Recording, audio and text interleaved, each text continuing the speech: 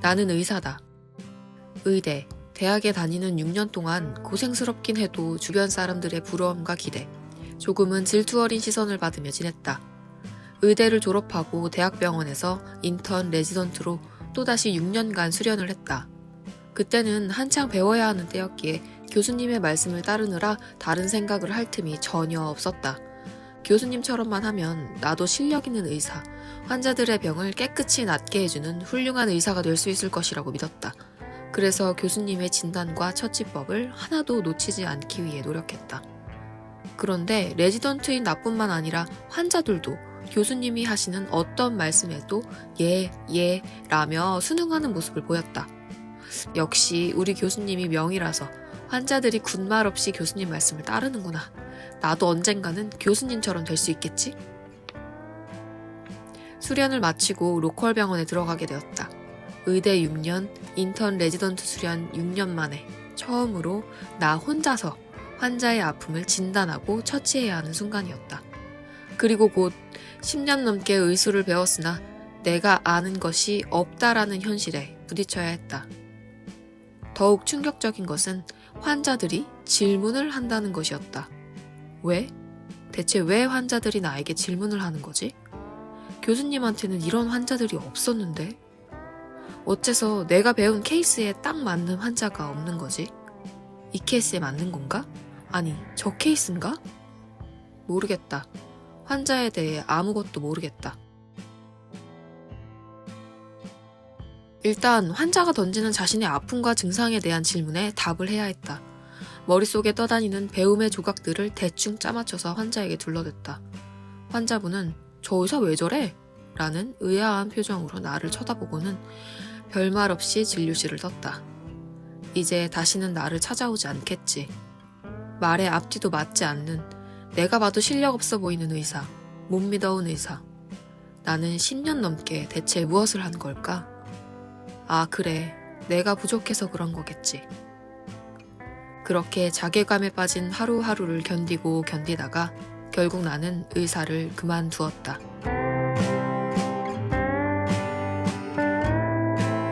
나는 다른 의사들처럼 환자들과 친근하게 다가가지도 않고 카리스마와 권위를 갖춘 의사도 되지 못했다. 의사가 나의 적성에 맞지 않는 것 같았다. 너무 괴로운 마음에 황상민 박사님께 심리상담을 받게 되었고, 통증이란 환자 개개인의 마음에 따라 다르게 받아들여지고 해석된다는 사실을 알게 되었다. 통증은 주관적이다 라는 것을 깨달은 순간 뒤통수를 한 대 크게 얻어맞은 듯 했다. 의대와 수련이 때는 통증이 곧 병 자체이며 몸을 중심으로 하여 물리적이고 해부학적으로 진단하고 처치하는 것이라고 배웠다. 그런데 통증에 개개인의 심리적인 해석이 반영된다는 생각을 왜 못했을까? 아, 내가 이걸 알지 못해서 이렇게나 혼란스럽고 괴로웠구나. 황 박사님의 연구 결과인 통증 인식, 통증 반응 분류 시스템을 살펴보니 환자가 통증, 아픔에 대해 반응하는 유형이 무려 8가지나 된다는 것에 놀랐다. 이 환자 유형을 구분할 수 있기만 하면 환자를 대하는 데에 막막함이 사라질 것만 같았다. 마치 어둠 속의 한 줄기 빛과 같은 통증 차트. 병원에서 가장 많이 볼 수 있는 환자는 감각 순응, 감각 해리 환자들이다. 아픔은 의사에게 맡겨 제거해야 한다는 믿음을 가진 사람들. 대체로 모범 환자, 의사의 말을 잘 듣는 환자이다. 하지만 그동안 나의 의사 생활을 괴롭게 했던 환자들은 이 두 유형의 환자들이다. 지금이야 그분들이 감각 환상 환자들이라는 걸 알지만 당시에 나는 그 환자들이 겪고 있는 통증의 전체를 전혀 알 수 없었다. 무엇보다 나를 미치게 만들었던 건 내가 어떤 처치를 해도 통증이 환자의 몸 이곳저곳을 옮겨 다닌다는 거였다. 목이 아프다고 찾아와서 목을 치료하면 허리가 아프고 허리를 치료하면 팔이 아프다는 식이었다. 나는 내가 의사로서 할 수 있는 모든 것을 했다. 그러나 내가 가진 의학 지식을 전부 동원해도 환자의 통증은 사라지지 않았다.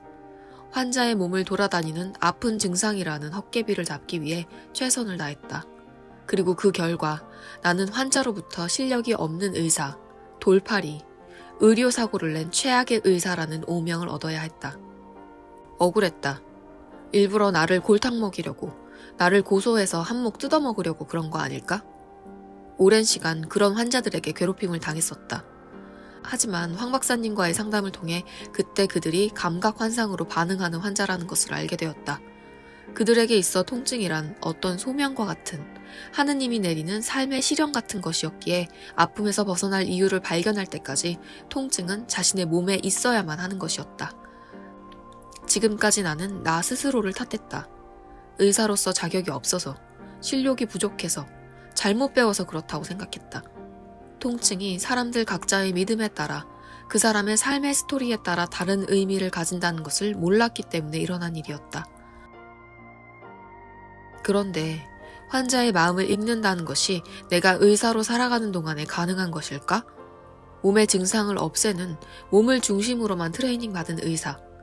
그런데 황 박사님은 나에게 환자의 마음을 읽으라고 하신다. 그럼 나는 심리상담을 배워야 하는 것일까? 내가 의사라는 이 일을 계속 할 수 있을까? 나는 어떤 의사가 되어야 하는 것일까? 오직 몸만 보는 현대의학계에서는 희망이 보이지 않는다. 황 박사님이 주신 통증 차트가 있지만 이건 몸만 보는 의사들은 활용할 수 없는 거 아닌가? 이건 내가 통증 심리에 관심이 있으니까 그나마 이해를 하는 거지. 몸이 문제가 아니라 마음이 문제인데. 근데 환자의 마음을 읽으려고 해도 잘 되진 않던데. 나는 의사를 계속 해야 하는 걸까? 마음을 읽는 것은 심리상담가에만 가능한 일이 아닌가? 어떻게 해야 하지? 의대에서 교육받을 때 네네. 이 질문을 혹시 의사학 개론, 101 뭐 이런 거 수업 받을 때 네. 의사란 무엇인가 이런 거 가르칠 때 지금으로부터 500년 전, 1000년 전 아니 뭐 가까운 조선이라는 나라에서는 100년 전만 하더라도 사람들이 아프면 어떻게 생각을 하고 어떻게 했는지 아세요?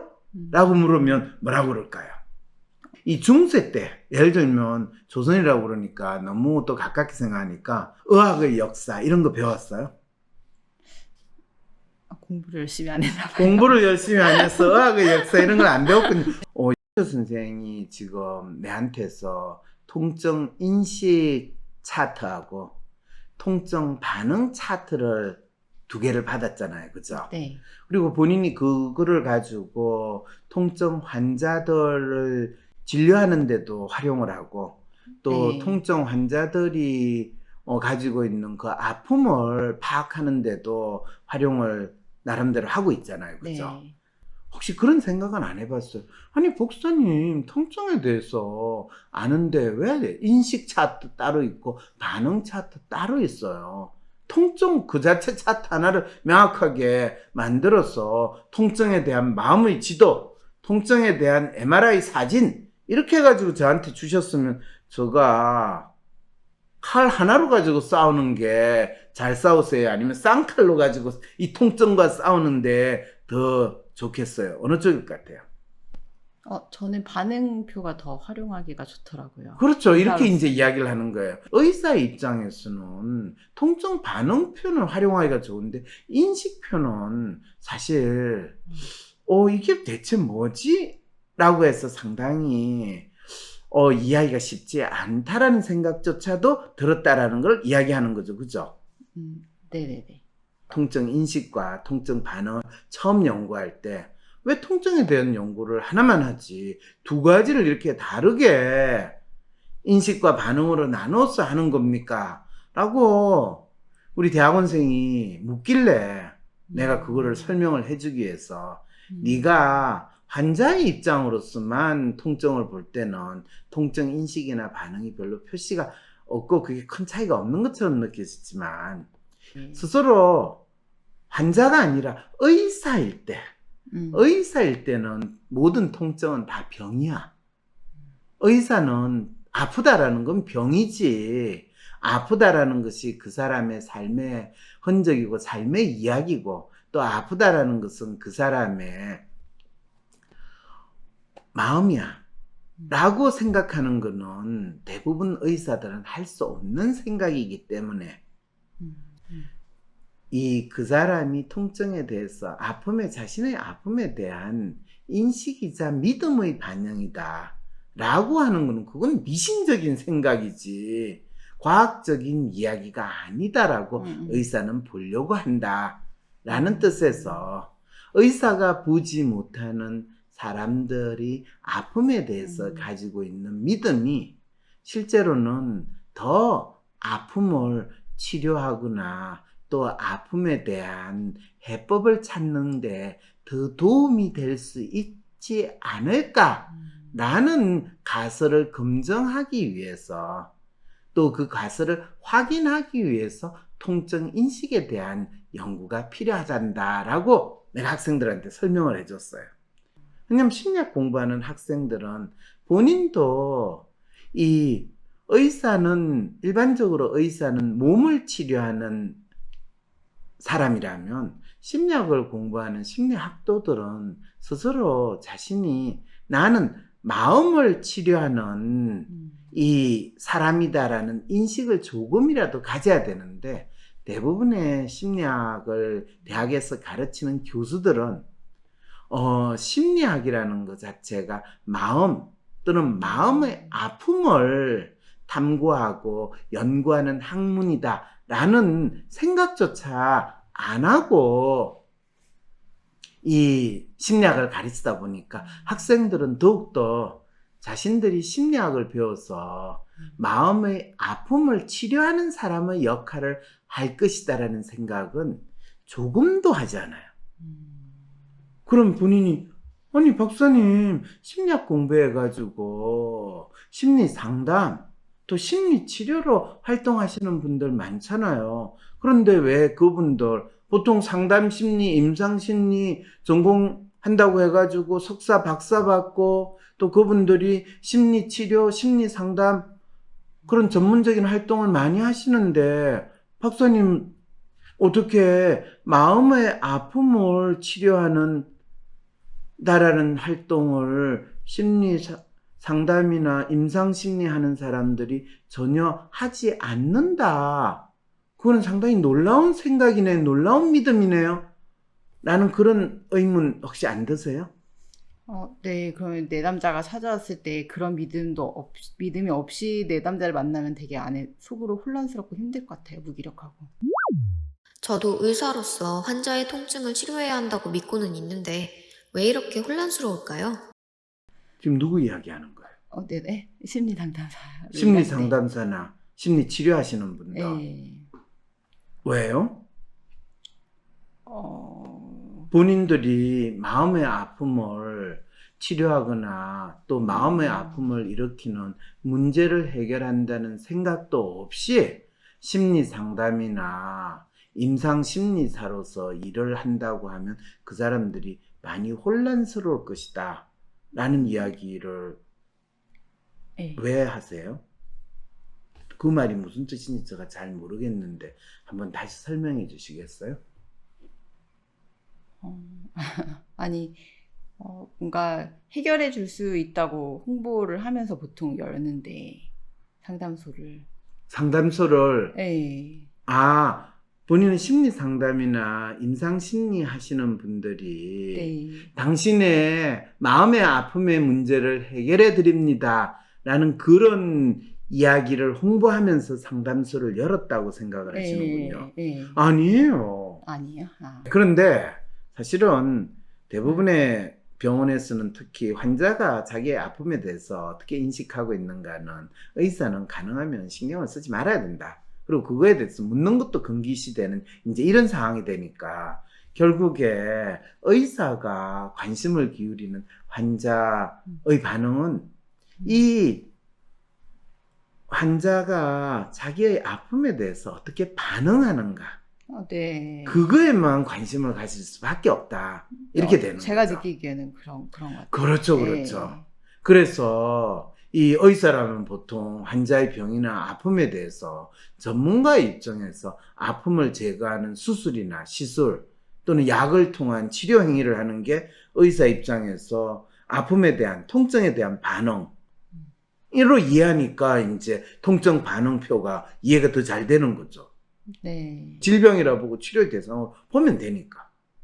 저는 어쨌든 뭔가 조치를 대처를 해줘야 되는 사람으로 인식하고 일을 하니까 그렇죠, 네, 그렇죠. 반응에 집중을 하게 되는 것 같아요. 그렇죠. 환자의 경우에도 자신의 네. 아픔에 대한 자신의 대응 방식을 잘 알려주는 것이 통증 반응이거든요. 네. 본인은 인식 표현은 본인한테는 어떻게 느끼고 반응표는 어떻게 느껴졌어요? 통증 인식표는 그러니까 저한테 적용하기는 할 수 있는데 네, 본인 개인한테는 적용할 네. 수 있는데 환자들을 제가 바라보는 입장에서는 어렵더라고요. 환자의 그렇죠. 마음을 읽어야 될 것 같은데 맞아요. 못 읽으니까. 통증 인식표는 환자의 마음을 완전히 읽어야 하니 부담스럽고, 통증 반응표는 의사로서 적절히 처치할 때 활용도가 높죠. 그렇죠. 본인은 환자의 마음을 읽는 수준은 안 되니까 네. 통증 인식표를 통해 가지고 네네. 그 사람의 통증을 안다라는 것이 어려움을 느낀다는 거예요. 네네. 우리가 통증 아프다라는 것을 진정으로 좀 다시 한번 살펴보자 라는 측면에서 이제 선생님이 그렇지, 통증 전문인 나로서 또 가지고 있는 고민인데 그 이야기를 이렇게 해볼 수 있게 된 거죠. 몸과 마음의 아픔이라는 표현으로 일반적으로 아픔, 아프다라는 단어로 표현되는 통증은 하나의 병을 지칭하는 단어가 아니다. 네네네. 지금 의료 시스템에서 통증 전문의라고 이야기한 것 자체는 실존할 수 없는 이름이거든요. 그리고 통증이라는 것을 하나의 병으로 지칭하는 분야가 생겼다라는 말 자체가 통증은 현상이지 전문 분야가 아니거든요. 그렇죠. 근데 이제 의사들은 그런 것들에 대한 인식조차가 없을 정도로, 근데 우리나라는 그거를 전문 분야로 딱 해가지고 통증 전문의를 만들었다라는 것 자체는 이게 틀린 건 아닌데 이게 이상하다라는 생각을 하게 돼요. 그래서 외국에 가가지고 본인이 제가 통증 전문입니다. 페인에 그렇게 대한 말 못하죠. 네? 그렇게 말 못하죠. 말 못하죠, 그죠? 네. 네, 이런 일이 벌어지는 거거든.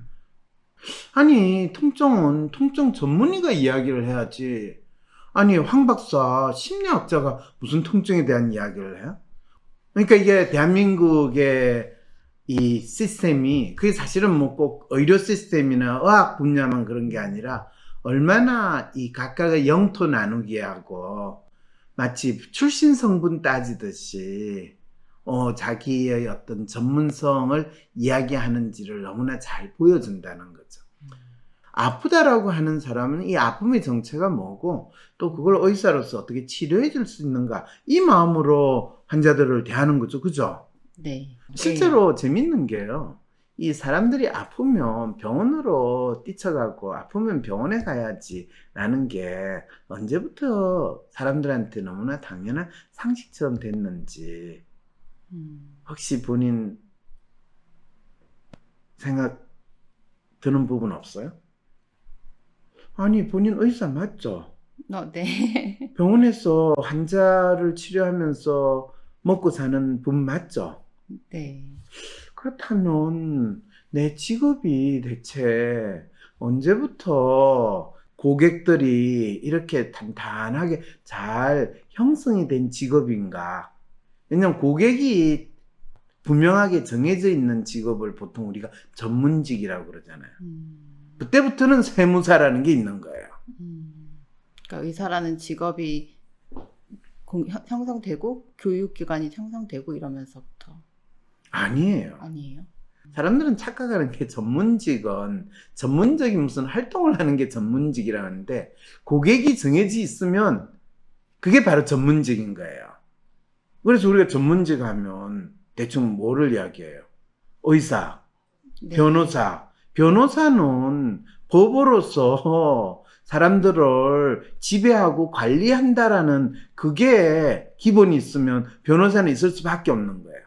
교수, 교사, 이런 사람을 다 전문직이라고 하잖아요. 그거는 이 교육기관이 형성이 된 다음에 그 교육기관에 의해서 네. 소비자가 딱 확보가 되잖아요. 네네.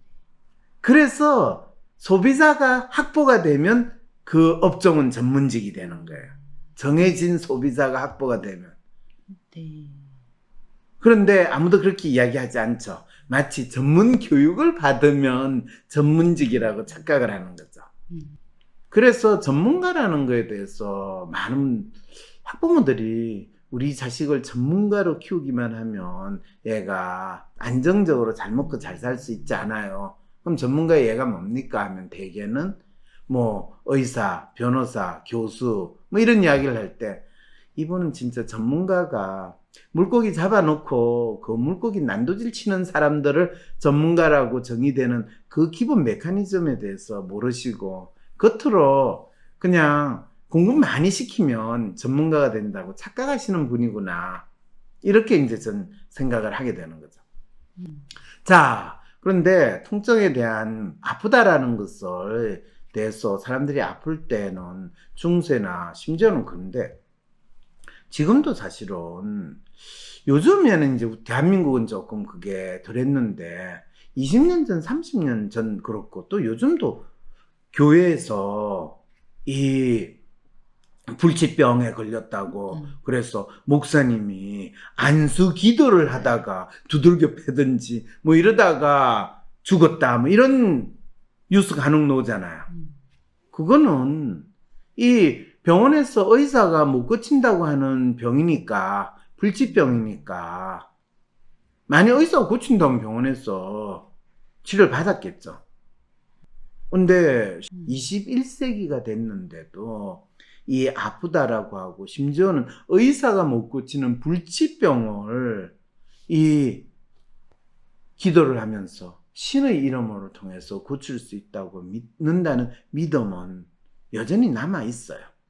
근데 그게 일반적으로 아주 너무나 당연하게 생각했던 것이 중세, 심지어는 근대까지도 그런 생각들이 있었는데 이 우리가 지금 대한민국 사람들이 가지고 있는 믿음이 가장 중요한 믿음이 아프면 어떻게 한다고?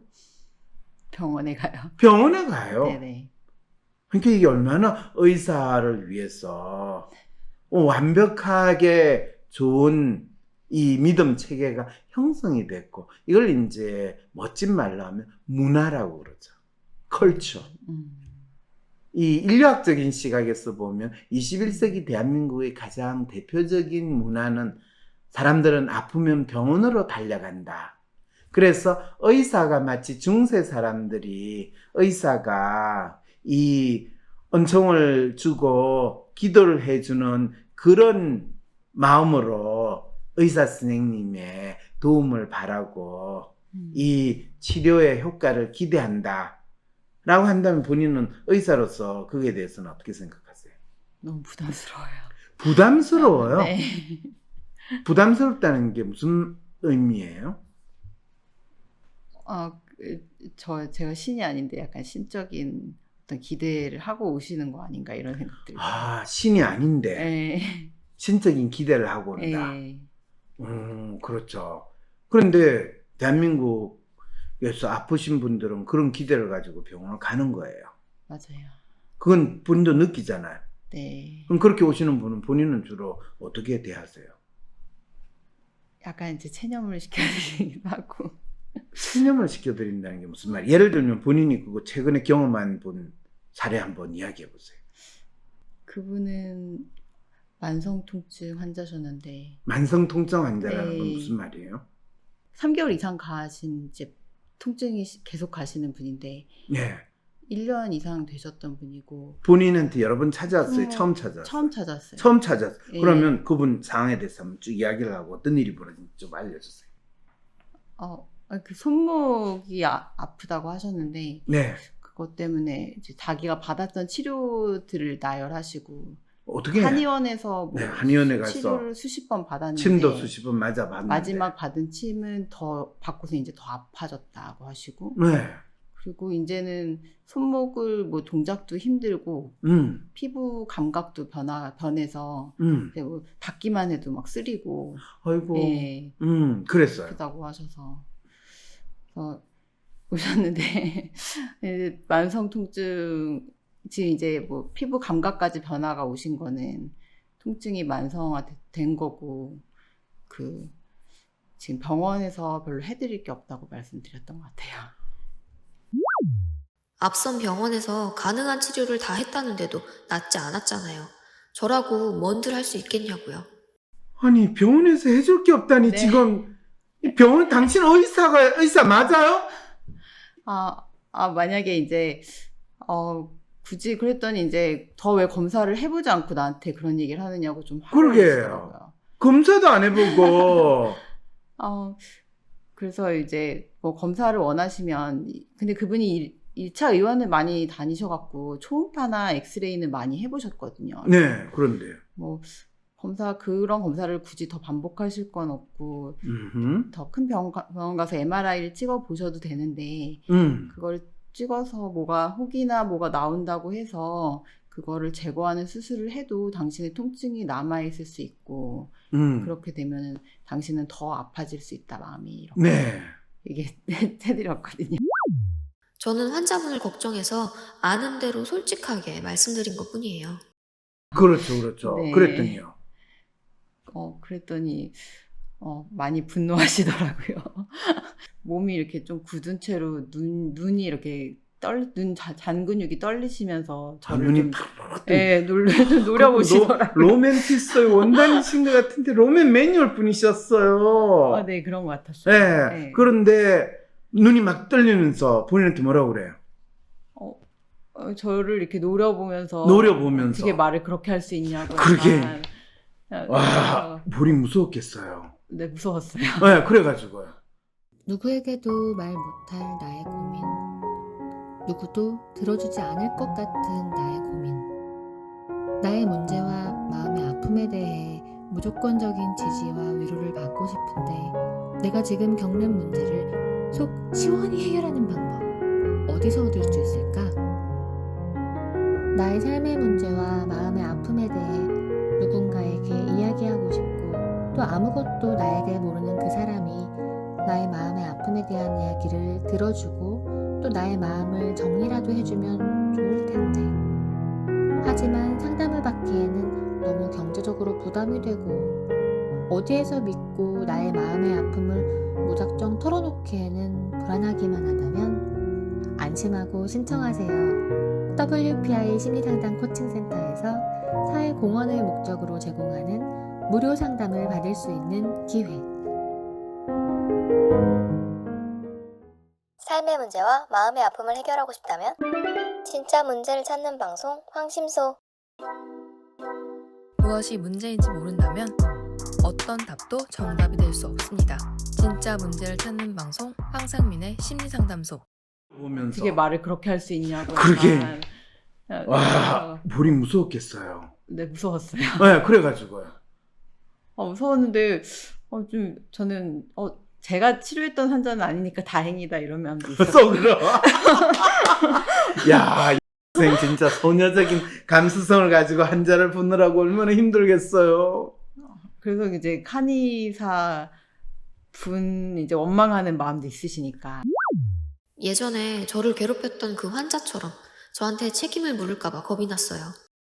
아, 그분이 한의원에서 다니다가 수십 번 다니셨다고 하니까. 수십 번 다니다가 더 네. 아파져서 오신 상황이 되니까. 네. 그렇죠. 그 아픈데 얼마나 침을 많이 꼽았겠어요. 네. 그래서 근데 본인은 그게 더 좋아지기는 그냥 더 나빠졌다라는 그 믿음으로 찾아왔는데 그쵸.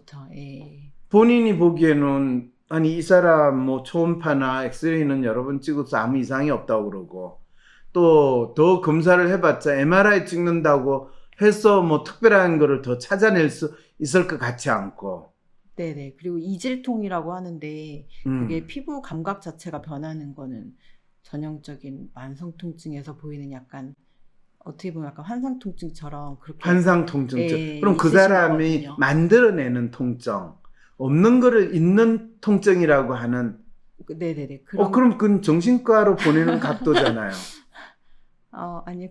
그래서 그냥 이제 주변에서는 그냥 대학병원 제가 이제 이건 2차 의원급에서 검사해서 나오실 게 없으니까 그냥 대학병원으로 연결을 해드리고 그냥 보냈으면 되는데 왜 그렇게 얘기를 했냐 이제. 그런 이야기를 또 들었어요. 그죠. 원장 선생님이 한마디 했군요. 그냥 빨리 대학병원 가세요. 네. 아무래도 이건 심각한 병인 것 같습니다. 이러면서 보내야 되는데 그쵸, 그쵸. 근데 왜 본인 안 그랬어요? 아, 글쎄요. 저도 잘 모르겠어요. 그렇지만 그 환자가 아픈 것은 분명히 환상 통증과 같은 거라서 몸의 문제가 아니라 마음의 문제가 분명한데 대학병원에 가보았자 헛수고일 거라는 걸 뻔히 알잖아요. 그 환자에게도 좋지 않은 결과일 거라는 게 보이는데 저는 의사로서 부족하니까 해드릴 게 없고 또 혹시나 잘못 처리해서 또 환자에게 고소를 당하지 않을까라는 걱정도 있는데 아마도 이런 복잡한 마음이 그대로 튀어나온 것은 아닐까요? 글쎄요, 네. 그래서 통증은 철저하게 그 통증을 느끼는 사람, 아프다고 하는 그 사람이 어떤 사람이며 그 사람이 어떤 삶을 살아왔는가, 또 지금 살고 있는가, 이거를 중심으로 봐야 되는데, 나에게 있어서 아프다라는 것을 아는 것은 무엇인가? 이제 이 질문을 던져보는 것이 사실은 각각의 사람들이 자신의 통증에 대해서 어떻게 알고 있는가? 또 통증을 어떻게 알아야 되는가? 이런 측면이라는 거거든요. 그래서 그 로맨 매뉴얼, 그 40대 후반의 아줌마가 손목이 많이 아프다고 하셨어요. 어느 부위? 손목이 오른쪽 손목이었어요. 그러면 네. 그 아줌마는 뭐 하는 분이라는 죽으실 것 같아요. 주부죠. 예. 그러면 주부가 손목을 많이 사용했다는 건 무슨 뜻이에요?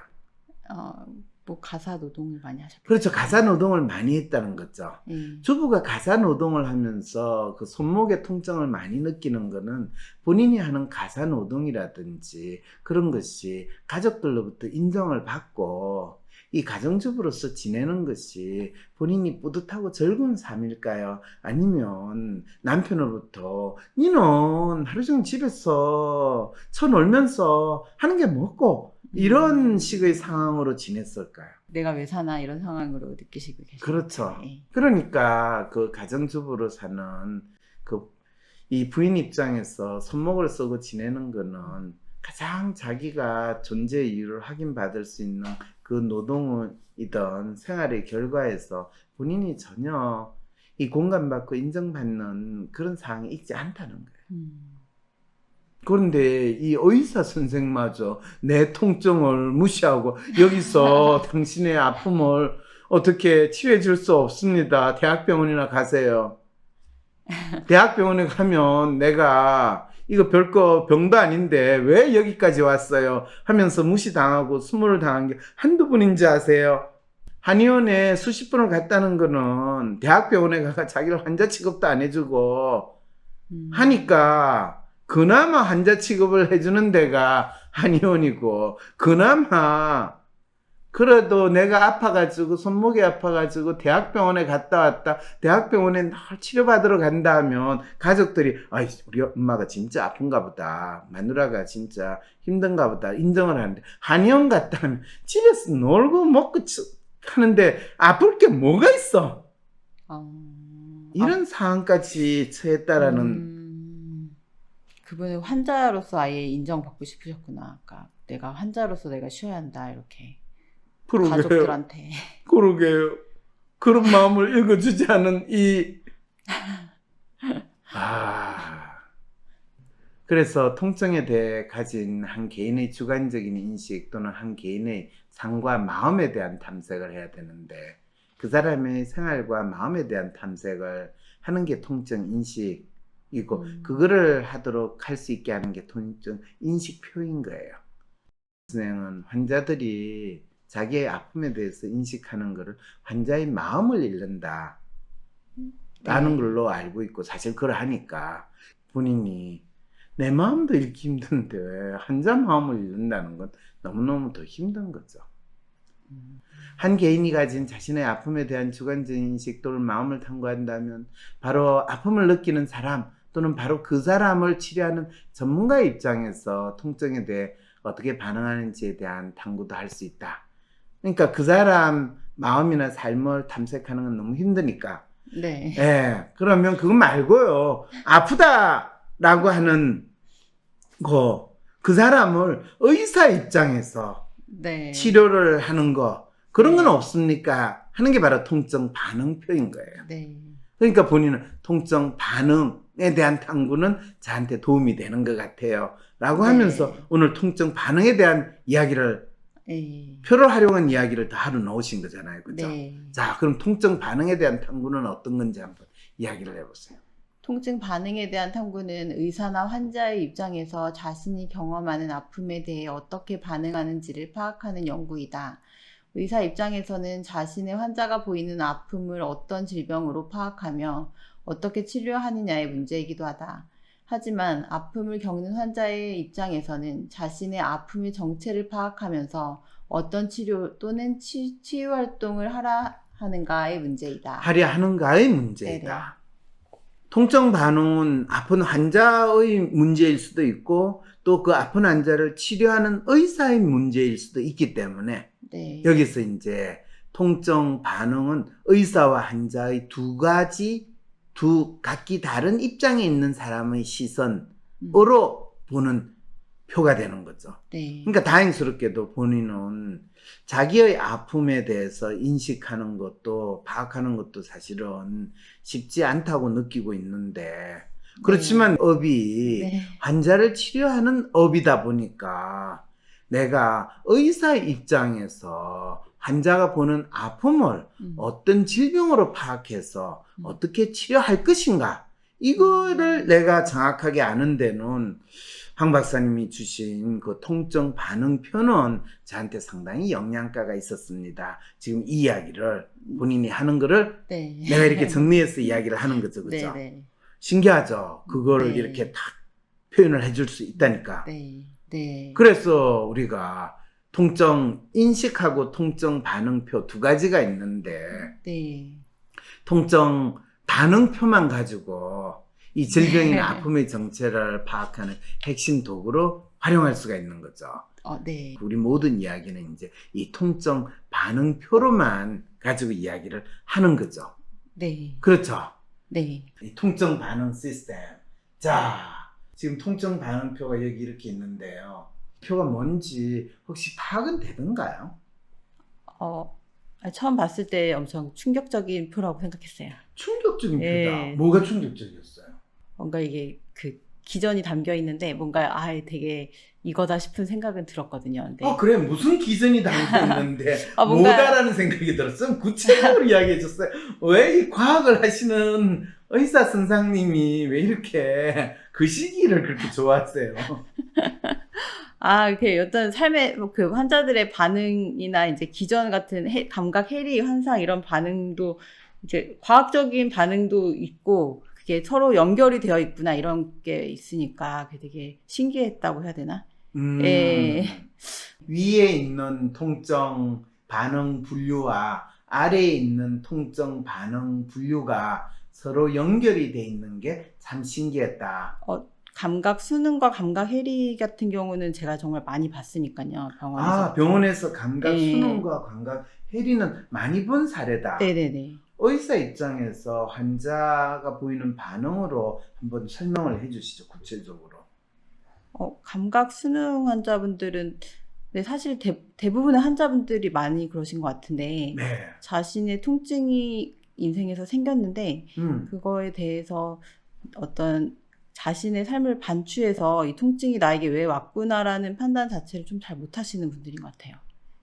이 통증이 갑자기 약간 운 나쁘게 불운하게 생긴 어떤 암이나 이런 질병처럼 받아들이시는 것 같고 그래서 이거는 이제 전문가의 도움을 통해서 제거돼야 되는 것이라고 생각하시는 것 같아요. 이분들은 언제부터 아팠냐고 하면은 네. 정확하게 아파요. 날짜를 모르는 경우도 많고요. 모르겠어요. 그냥 네. 아프기 시작했어요. 그러면 아프기 전과 네. 아픈 후에 예, 그런 거를 이렇게 스토리로 얘기하시는 게 별로 없으세요. 네. 그럴 때 그 말은 지금 의사 선생님이 서로 문진하는 과정에서 네. 이 환자가 별로 자기 아픔에 대한 정보를 안 준다는 이야기네요. 네, 많이 안 주세요. 그리고 그냥 아프다니까 선생님 당장 이 아픈 거를 어떻게 적극적으로 해결을 해주세요. 답을 주세요. 지금 이 마음으로 오는 분들이라는 예, 거예요. 그리고 또 이전에 갔던 병원에서 내가 디스크가 있다는 얘기는 들었다 이렇게 딱 표현하세요. 아, 이전에 갔던 병원에서는 내 아픈 게 뭐라고 그러더라. 예, 그거를 니는 딱- 그러면 이번에 뭐라고 하는지 보자. 예, 뭐 이런 느낌을 받으시는 거죠. 네. 어떻게 해요 그러면? 촉진을 해보고, 예. 엑스레이 찍어서 어떤 안 좋은 단서가 될 만한 부분을 좀 찾아보죠. 찾아보고. 네. 그러면 뭐 엑스레이 검사도 해보고. 네. 그런 다음에 뭐 좀 엑스레이 상으로 조금 안 좋은 단서가 있으면 그것 때문에 그럴 네, 거다 그냥 라고 그렇게, 이야기를 하고, 네. 엑스레이로 봤으면 특별히 없으면 건질 게 없이 깨끗하다. 그럼 염증이다. 염증이 네, 혹시 생긴 게 네. 아닌가라고 이야기를 하고. 그렇죠, 그렇죠. 예. 그럼 염증이라고 할 만한 것도 없어요. 염증이라고 할 만한 것도 없으면 이제 근육이 놀랐다. 근육이 놀랐다.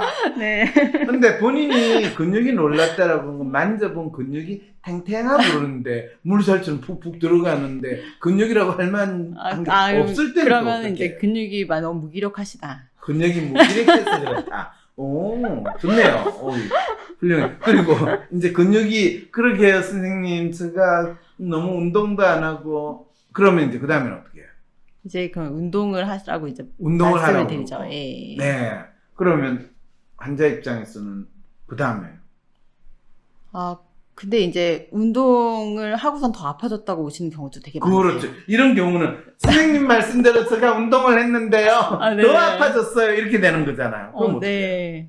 그러면 이제 어떤 식으로 운동했는지 물어보고 아니 운동을 그 잘못했다. 예. 필라테스가 아닌 요가를 하라고 그랬잖아요. 이렇게 이야기할 수밖에 없는 거죠. 그렇죠. 다른 운동 말고 그냥 걷기 운동으로 대부분. 그게 네. 왜 돈도 더 들어가게 네. 하시나. 그냥 걷기 운동을 하고 숨쉬기 운동을 하셔야 되는데. 네, 그렇죠. 보셨죠? 증상이 호전되는 효과가 보일 때까지 처치법을 찾는 과정을 반복해요.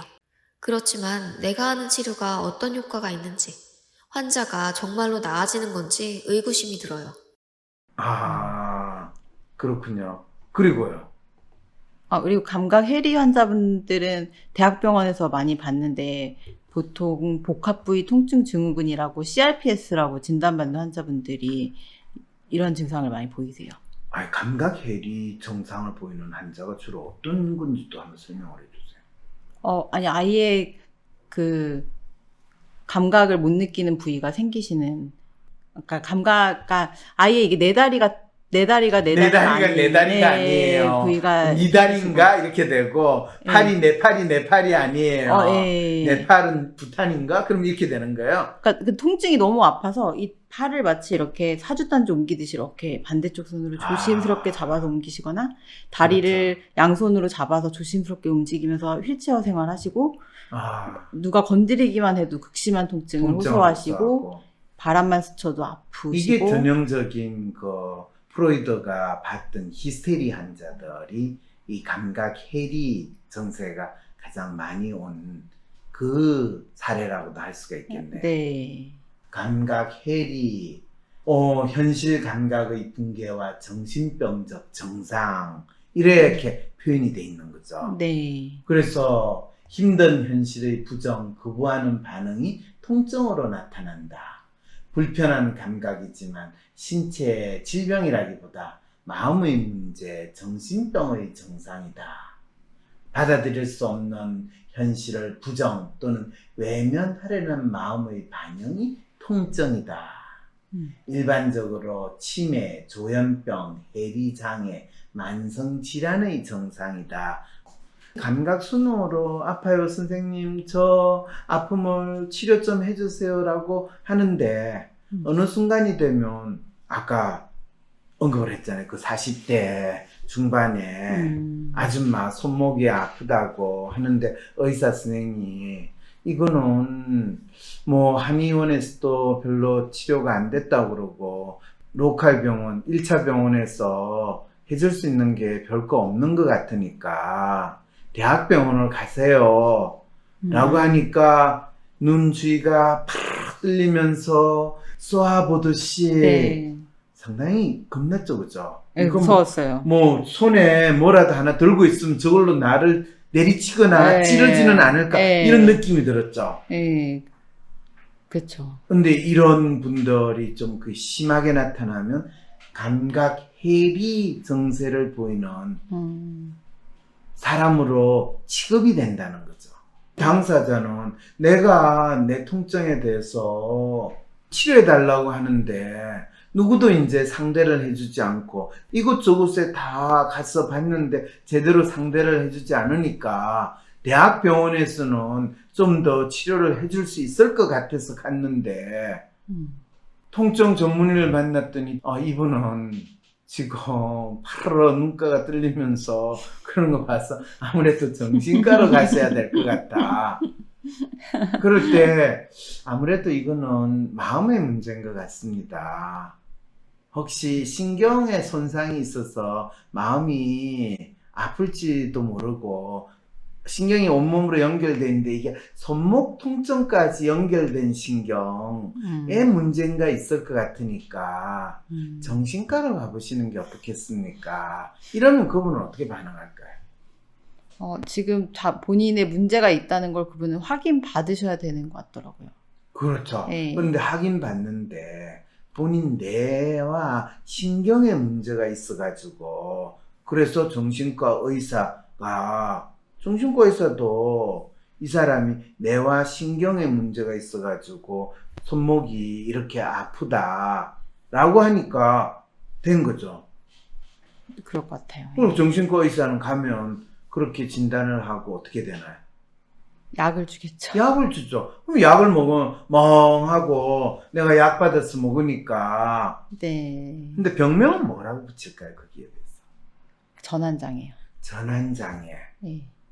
내가 가진 마음의 아픔이 뭔지 모르지만 어쨌든 내 몸이 완전히 내 손목이 나갔대. 네, 그러니까 안 해도 일을 그렇게 할 수 이제 없죠. 더 이상 할 수 없어. 당신의 마음의 아픔이 너무나 심하게 있어 이 뇌와 신경계의 손상으로 이어져서 당신의 몸의 아픔으로 이렇게 나타나는 겁니다. 그렇게 얘기하지 않을까요? 그렇죠. 예. 당연히 그렇게 이야기하죠. 진짜 이 사람이 자기가 환자로 정상적으로 건강하게 살 수 있는 사람, 나는 건강한 사람이야 라고 하는 나 자신, 셀프, 자아라는 것이 이제는 건강하지 않은 셀프, 자아로 바뀌었다라는 것을 알려주는 것이 전환장애라는 병명이 되는 거고, 난 이제 환자야, 건강한 인간이 아니라 환자야 라고 하는 것을 의사 선생님이 딱 알려주니까 아픈 거는 통증은 불편한 감각이지만 이게 내 신경의 문제로 인해 가지고 됐으니까 나는 네. 내 잘못도 아니고 그쵸, 그쵸. 내가 너무 힘들게 살았으니까 고통스러워서 아픈 거 아니에요. 환자라고 이름을 붙일 수 없는 사람한테 최종적으로 네. 확인할 수 없는 뇌와 신경의 오류에 의해서 몸의 이상이 일어나는 환자입니다라는 것을 최종 확인해주는 전문 부서가 신경정신과 네. 또는 정신과 통증 반응에서 감각해리라고 하는 거에서 우리는 확인하게 된다. 이렇게 되는 거죠. 네. 그러니까 감각 수능과 감각 해리는 어쩌면 의사와 병원에서 가장 전형적으로 네. 통증 환자들 또는 통증이라는 것을 보는 방식, 반응하는 방식이다 라는 것이 되겠죠. 그죠? 네.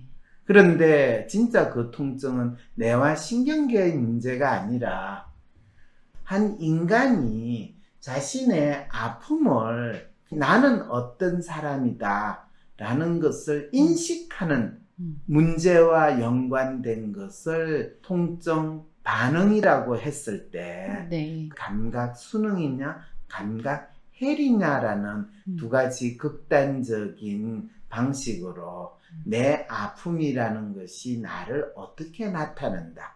이런 측면에서 보면 아픔이라는 것은 어쩌면 내가 어떤 사람인가를 잘 보여주는 나 자신에 대한 하나의 서사, 셀프 내레이티브라고 할 수 있지 않을까라는 그런 생각까지도 드네요. 네. 내가 아픈 것은 내가 어떤 사람이라는 것을 알려준다. 내가 어떤 병에 걸렸다라는 것은 내가 어떤 사람이라는 것을 알려준다. 이런 이야기는 의사가 할 수 있을까요? 없을까요? 하긴 어렵죠. 왜요? 병원에 오는 환자분들은 그런 이야기에 대해서 듣지 않기 위해서 듣고 싶지 않는다. 않아서 몸의 문제로 이제 보기 위해서 병원을 찾으시는. 환자들은 몸의 증상만 없애기 위해서 오잖아요. 의사인 저한테 신과 같은 기대를 걸고 오잖아요. 병원에는 그런 사람들만 오는데 제가 의사인 이상 불가능해요. 이게 체념하는 마음인가요? 자신이 가지고 있는 아픔이라는 것 자체를 그냥 네. 몸의 문제로 돌리기 위해서 병원을 찾아오는 거지. 아픔을 통해 가지고 내가 어떤 사람이고 내가 어떤 생활을 하고 있고 내가 또 어떤 삶을 살고 싶은가를 알고 싶어 하는 사람은 주로 병원에 안 오기 때문이다라는 이야기를 하는 거예요. 네, 일단은 마음이 아프다는 거는 대부분 사람들이 되게 부정적으로 생각하시는 것 같아요. 나의 몸과 마음이 합해져 가지고 이루어지는 나의 생활, 나의 삶, 그리고 내가 어떻게 살아가는가에 대한 이야기라고 했지. 나의 마음이라고만 콕 집어서 근데 이야기하는 거 대부분 있잖아요. 사람들이 병원에 와서는 자신의 직업도 잘 얘기 안 하시려고 하세요.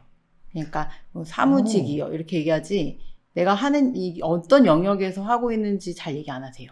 오픈하기를 되게 싫어하세요. 진짜 신기하지 않아요? 그래서 다시 물어보면은 그제야서 뭐 어느 관련된 쪽 이래요 이런 식으로만 얘기하시지. 그거는 상담하러 오는 사람도 마찬가지예요. 내가 나의 정체를 니한테 밝히기 싫어. 그래서 되게 대화가 힘들기는 해요. 뭐 언제부터 아팠어 이러면 뭐 계단에 내려갈 때 아팠다는데 뭐 때문에 내려가기 싫었어 이러면 그런 얘기 안 하세요. 통증에 대해서 이제 조금 더 스토리를 들어보고 싶어도 되게 방어적이시라고 느끼는 부분들이 너무 많아서. 그거는 네. 통증에 대한 스토리를 듣겠다 환자로부터 하는 거는 본인이 통증 심리를 연구하는 사람으로서 환자에 대한 이야기를 듣겠다라는 지금 마음에서 지금 하시는 거예요. 그래서 관뒀죠, 그거는. 그렇죠. 네. 잘하셨어요. 네. 통증 전문의로서 환자를 대하는 마음은 어때야 되는지 아세요? 두 가지인 것 같아요. 그런 생각 해보셨어요? 네. 어떻게 해요?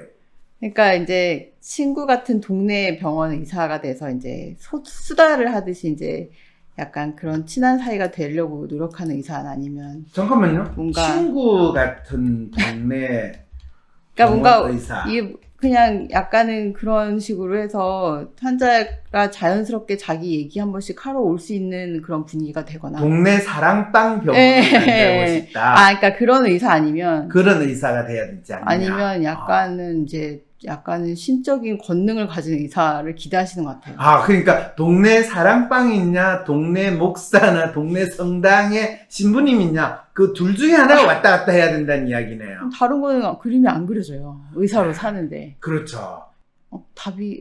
이거 두 가지 말고 다른 게 가능한가? 이런 생각이. 어떠신가요?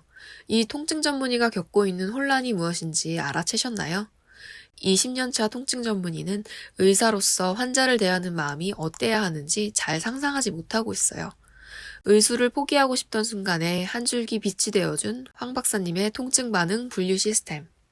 덕분에 환자의 통증에 대한 막연함과 불안, 두려운 느낌은 줄어들었지만 자신이 몸담고 있는 현대의학계에서는 환자의 마음을 읽어주는 치료가 불가능할 것이라고 믿고 있죠. 그런데 황 박사님은 환자에게 삶의 스토리와 아픔의 역사를 물으라고 했지 심리 상담을 해주라는 말씀은 안 하셨는데요. 이 의사분 뭔가 착각을 해도 단단히 하신 것 같네요. 환자의 통증을 치료하기 위해 고군분투하지만 자신의 실력을 자책하며 자괴감을 가지는 동시에 한편으로는 또다시 환자에게 피해와 괴롭힘을 당할까봐 치료를 위해 환자에게 다가가는 것은 주저하기도 합니다. 그렇기에 주변에 몇몇 그럴듯해 보이는 통념적인 의사의 모습을 꿈꾸기도 하지만 이내 자신이 그렇게 살아가는 것은 불가능하다는 결론으로 빠지게 되죠. 그렇다면 이 통증 전문의가 겪고 있는 마음의 아픔은 어떻게 해결할 수 있을까요? 마음의 통증을 겪는 통증 전문의의 통증 해방기 2부에서 계속됩니다.